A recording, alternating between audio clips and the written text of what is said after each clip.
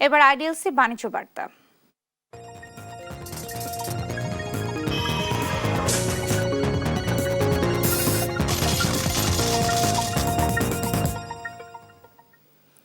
অস্থিরতা যেন কাটছেই না নিত্যপণ্যের বাজারে। সপ্তাহের ব্যবধানে বিভিন্ন পণ্যের মূল্য 10 থেকে 20 টাকা কমলেও টমেটো, করলা সহ প্রায় সব ধরনের সবজির দাম এখনো অবস্থান করছে শতকের ঘরে।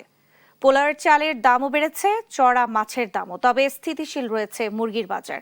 বাজারের এমন পরিস্থিতিতে বিপাকে সাধারণ ক্রেতারা। বাজার জুড়ে সবজির পসরা সাজিয়ে বসেছেন বিক্রেতারা, তবে কেনাকাটায় স্বস্তি নেই ক্রেতাদের।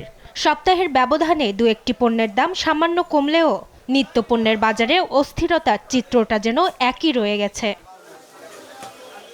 বাজার ঘুরে দেখা যায় হাতে গোনা কয়েকটি সবজি ছাড়া বাকি প্রায় সব সবজির দামই শতকের ঘরে। সপ্তাহের ব্যবধানে কয়েকটি সবজি কেজি প্রতি 10 থেকে 20 টাকা কমলেও তা ক্রেতাদের নাগালের বাইরে রয়ে গেছে।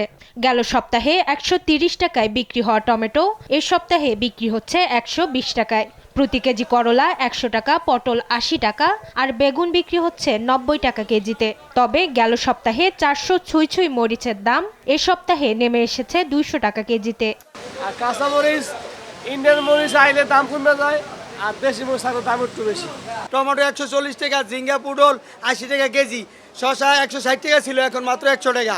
অফ সিজনের শিমের দামও চড়া। অসময়ের এই সবজিটি কিনতে ক্রেতাদের গুনতে হচ্ছে কেজি প্রতি 300 টাকা। এদিকে হঠাৎ করেই বেড়েছে পোলাওয়ের চালের দাম। প্রতি কেজি পোলাওয়ের চাল বিক্রি হচ্ছে 200 থেকে 250 টাকা কেজিতে, যা গেল সপ্তাহে বিক্রি হয়েছে 160 থেকে 170 টাকায়। পোলার চালের দাম এখন, খোলা চালের দাম অনেক বাইরে গেছে। প্যাকেট তো যে 80 প্যাকেট 220, 230 এরকম হয়ে গেছে। সিম এখন 300 টাকা কেজি, এত সিজন নাই। অনেক গাছে দেখা গেছে আধা কেজি 1 কেজি হয়, ওই আনে সেই হিসেবে দাম বেশি। সরবরাহ কমের অজুহাতে বরাবরের মতোই চড়া দামে বিক্রি হচ্ছে ইলিশ।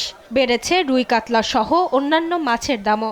তবে স্থিতিশীল রয়েছে মুরগির বাজার। আরে আগে আসলে 2300, 2200, 2100, এখন 2600, 2700 টাকা কেজি কিনে আনো লাগারে। আপনার মাছের দাম কমে যদি একমাত্র গুড়া মাছ নাই, তো গুড়া মাছ আমদানি হলে বড় মাছ দাম কমে, সব মাছ দাম কমে যাবো।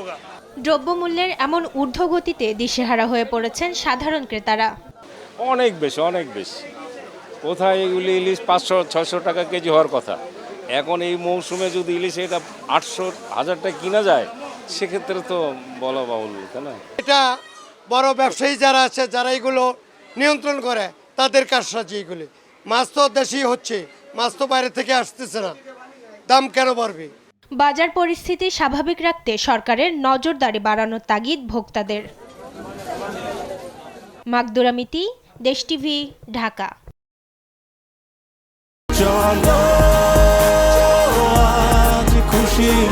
40 বছর ধরে অসংখ্য খুশির মিছিলে ছিল আইডিএলসি, থাকবে আগামীতেও।